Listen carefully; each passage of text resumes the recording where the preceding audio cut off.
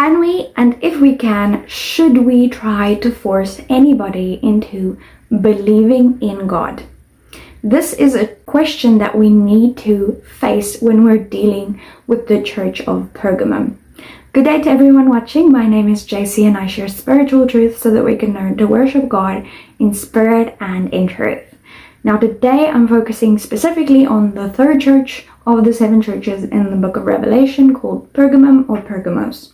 And before we get further into them, let's first recap and say that these seven churches represent seven physical churches at the time that John wrote these letters, and also seven stages in church history, which is so significant because it's prophecy and we're at the last one right now.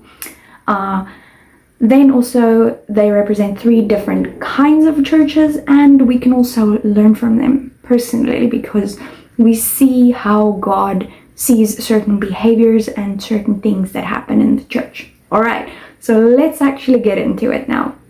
You can find their letter in Revelation chapter 2 verse 12 to 17, and the name of this church, Pergamum or Pergamos, means a mixed marriage, which that links directly with their time in history, and it also means to be elevated, which leads to the physical location that they were in as well as what they represented in history. Right, let's first get into the physical city of Pergamum that John wrote to in Revelation chapter 2. Now, this city is the first one we're going to discuss that was not a harbor city. So Ephesus and Smyrna were both harbor cities, but this one was also a big trade city, but located on land. So this was a location where the big trade routes from back in the day actually would cross through. It was considered the capital city of Asia Minor at that time. So again, very big and lots of trade, lots of different cultures mixing in this place, and there were a lot of temples located here as well. The city had a giant hilltop at the center, which is linked to its name, meaning elevated. And at the top of this hill was what was called an Acropolis, and it was just filled with different temples and big fancy buildings from back in the day. Like there was a big library. On the side of this hill was a big amphitheater where you could stand there and people up on top of the hill could hear you without you having to even yell. That's how good its acoustics was. It was well known for trading in many specific products and had really very well developed mosaics, so very artistic as well. So a lot of things that to the world would make it seem like a good place. Two of these temples I'm going to discuss quickly because in the letter that Jesus writes to them, he actually mentions that the seat of Satan is in this particular city, and there's two that people consider to be this seat of Satan. The first one is the Temple of Zeus, which that was such a significant place that it was considered one of the seven wonders of the world, or seven wonders of the ancient world. Later, this particular seat of Satan was restored and recreated in Berlin, Germany. And if you know what happened in Berlin, Germany, then you know that this is pretty significant. That, you know, there was a time where there was an entity that was persecuting God's people significantly, and it was moved to Berlin, Germany. But apart from the Temple of Zeus, which was like huge and a lot of people were very focused on this temple, there's also the temple of the god of healing, or what was considered the god of healing, Asclepius. Today we still see the representation of this god on any pharmacy or, you know, medical type of institute. That's because this was considered the god of healing. But as you can also see, it's the symbol of a serpent. And that is why this one is also possibly considered to be the seat of Satan. And both of these were very well known, but the symbol of Asclepius was associated with... But this serpent, this symbol of Asclepius, was actually associated with the city of Pergamum, and It was even printed on their coins and everything. So this city was represented by the serpent. If you know anything about Revelation or the rest of the Bible, you'll know that the serpent represents Satan as well.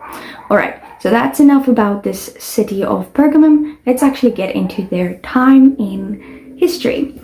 So they follow the church of Smyrna, which that was the martyrs' church, and they had 10 significant persecutions in history that we can literally look on and say that every Christian in the world at that time was persecuted. It's recorded in history, and you can go look them up even. But after the last one, something very significant changes in the year 313.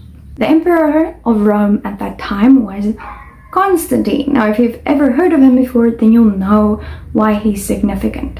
But if you don't know, I'll just quickly say that he is the first Roman emperor that actually converted to Christianity. So up till now, Christians were persecuted, but then in the year 1312, Constantine converted, and then in the year 313, there was something called the Edict of Milan that was signed that said that Christians throughout the Roman Empire are no longer allowed to be treated in any way that is unfair to them. No more persecutions, nothing bad. And here's where the mixed marriage part comes in, because now, because it was easier to access Christianity and for people to become Christians, a lot of pagans started joining the church and mixing their beliefs with Christian beliefs. That's the first part where we get this whole mixed nature. Something else that happened is actually that the church started to force people to convert to Christianity at times, and this is so against God's nature. He gives us free will. He tells us that we get to choose him. From the start, that was how it was.